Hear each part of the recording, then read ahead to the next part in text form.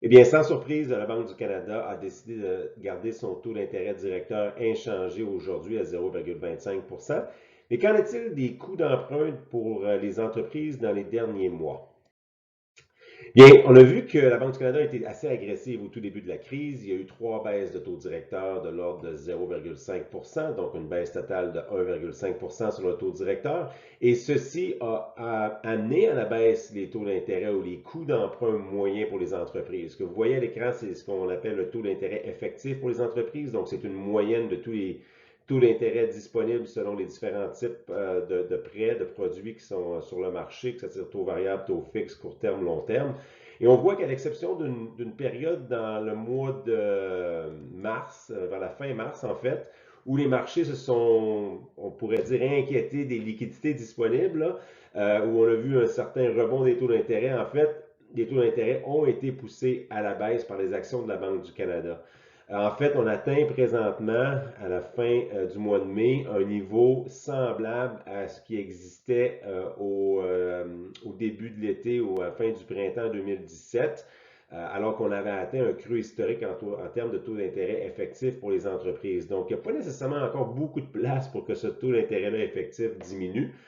Les actions de la banque en ce qui a trait à injecter les liquidités dans l'économie ont vraiment eu cet effet là, à la baisse sur les taux d'intérêt.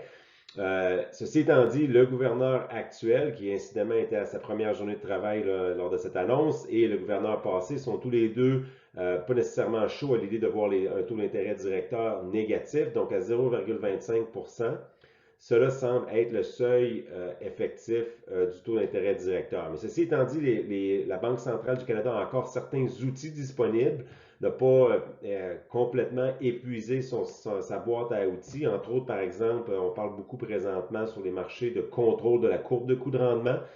Donc, on sait qu'un assouplissement quantitatif monétaire important présentement au Canada avec la banque qui achète des titres financiers, des obligations sur les marchés.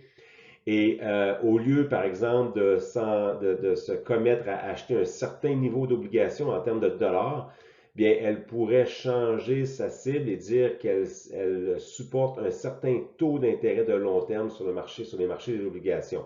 Et donc, ça voudrait dire qu'elle serait prête à acheter un volume euh, en lien avec cet objectif de taux d'intérêt-là. C'est une politique qui existe déjà depuis de quelques années au Japon et qui a eu un certain succès pour pouvoir stimuler l'économie. Donc, si on en venait à une des perspectives économiques qui ne s'améliorent pas, où l'économie semble ne pas reprendre complètement, ou encore qu'il y a un certain rebond, mais encore une autre fois, un arrêt des activités économiques pour n'importe quelle raison liée à la pandémie, bien, la Banque du Canada a encore certains outils pour assouplir les conditions monétaires. Mais en termes de taux d'intérêt présentement, on voit qu'on est probablement au point le plus bas qu'on pourra atteindre durant la crise.